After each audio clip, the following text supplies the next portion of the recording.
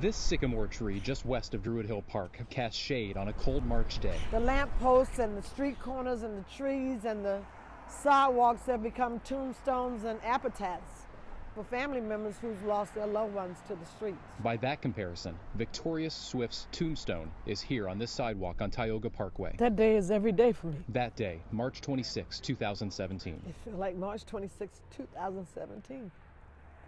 It never changes.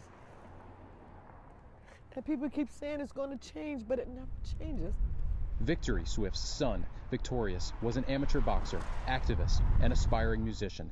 She keeps him close. Victorious's ashes are in this, and we keep this over our hearts. 20 people have his ashes, siblings, nieces, nephews. Everywhere I go, he is. He loved them, and he loved music. It's called Up to Me.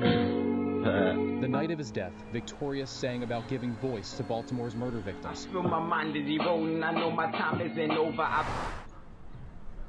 Hours later, he became Baltimore's 74th homicide in just the first 85 days of 2017. Now he was one of those voiceless. Soon, Victory Swift would be Victorious's voice. That this was the last place he was. I go over that night in my head 1,000 times. All my thoughts are things I can no longer do anything about. She couldn't change what happened before March 26th, but she could change what happened after. His birthday, his 20th birthday is today. Last month. Most of us don't, but he knew very early who he was and why he was here. Victory Swift hosted a dinner for Victorious's foundation called One Victorious City. Too many events over his life for me to not show up tonight, right? Yeah. He'd have been 20 years old, and he would have been a graduate of Baltimore Design School. We are tied to each other, we are connected to each other, we are bonded to each other. Where One Victorious City awards teachers and funds scholarships in his honor. Every single day, Victoria Swift makes the conscious decision to wake up and stand up. She has been unwavering in her testament that Victoria Swift was light. He was the kind of spirit that spread that light to those whom he met, those whom he loved, and those who recall a chance encounter. William Lassane, 33. Though she now lives in New Jersey, Victory Swift is an advocate in other ways too.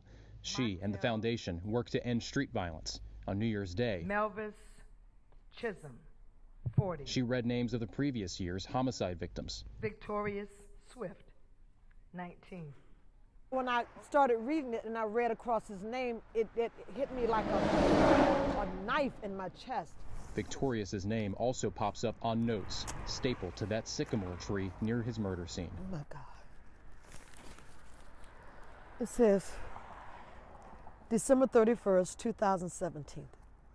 Dear Victorious, we think about you every day. Sometimes I see someone tall and good looking from a distance, and I think for a minute that it's you. Meanwhile, a year after his death, we are here to inaugurate the Swift Forrester Scholarship Fund. Victory joins her family to honor her son. This scholarship is something that's going to change somebody's life. The last place he fought for his life. As a representation that we keep fighting. Victorious Swift's city took his life. My team is mean, I'm spitting clean like Listerine. My only dream for my people to live a dream, and it's up to me. His Victorious city keeps him alive. What do you do with this much pain? You gotta turn it into something. Or to destroy you. In Baltimore, Paul Gessler. At the end of the day, what did you do about it? Fox 45 News.